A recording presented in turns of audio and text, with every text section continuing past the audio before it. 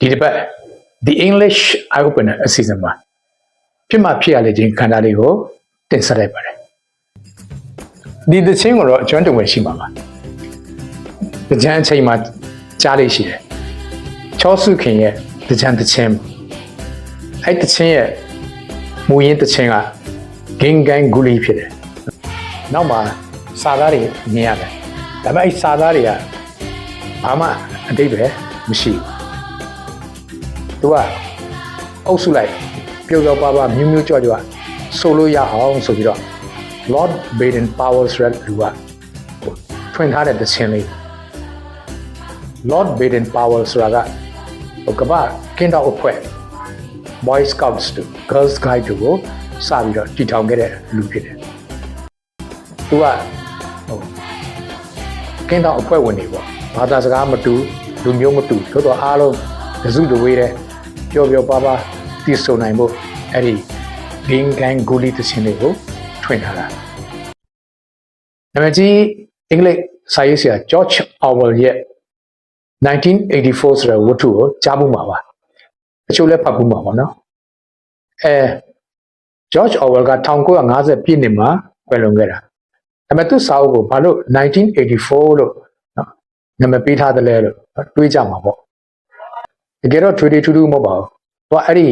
1984ဝတ္ထုကို1948ကရေးခဲ့လို့နောက်က48မှာရှိတဲ့ကဏ္ဍနှလုံးကိုရှေ့နောက်ပြောင်းပြီးသူ့စာအုပ်ကို1984လို့နာမည်ပေးခဲ့တာ Oxford ပုံနှိပ်တိုက်ရဲ့ပထမဆုံးပုံနှိပ်ခဲ့တဲ့စာအုပ်ကExpositio in Symbolum Apostolorum စာအုပ်ဖြစ်တယ်တမန်တော်တို့ရဲ့ဧဝံဂေလိတရားတော်ရှင်းလင်းချက်စာအုပ်ဖြစ်တယ်အဲ့ဒီပွဲဥထွက်စာအုပ်ရဲ့ပုံနှိပ်မှတ်တမ်းမှာကြည့်မယ်ဆိုရင်ပုံနှိပ်တဲ့နှစ်ကို1488ခုနှစ်နှိပ်ရမယ်အစား1468ခုဆိုတော့မှားပြီးတော့ပုံနှိပ်ခဲ့တယ်ဒီလိုရောမကဏ္ဍနဲ့ပုံနှိပ်ရမယ်အစား x တလုံးကြံခဲ့ပြီးတော့ဟောဒီလိုမှားပြီးပုံနှိပ်မိတာအမေရိကန်နိုင်ငံဟာသူ့ကိုယ်ပိုင်ပထမဆုံးဒင်္ဂါပြားကို1989ခုနှစ်မှာထုတ်ဝေခဲ့တယ်အဲ့ဒီပထမဆုံးဒင်္ဂါပြားပေါ်မှာပါတဲ့ဆောင်ပုဒ်ကတော့အများထင်တယ်လို့ပေါ့သူတို့ American တွေသုံးနေကြ In God we trust ဆောင်ပုဒ်လေးပါမယ်ထင်တာမဟုတ်ဘူးပထမဆုံးဒင်္ဂါပြားပေါ်မှာရှိတဲ့ဆောင်ပုဒ်က Mind your business တဲ့အဲ့ဒီဆောင်ပုဒ်ကို Benjamin Franklin ဆိုတဲ့အထင်ကရ American ကြီးကအကြံပြုခဲ့တာသူဆိုလိုချင်တာကကိုယ်စီးပွားရေးကို view site လောက်ကြပါလို့ပြောတာအဲ့ဒီတော့